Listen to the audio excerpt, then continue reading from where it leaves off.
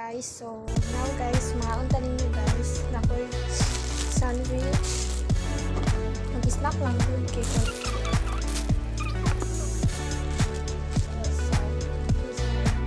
Pabunawin sa inyo natin.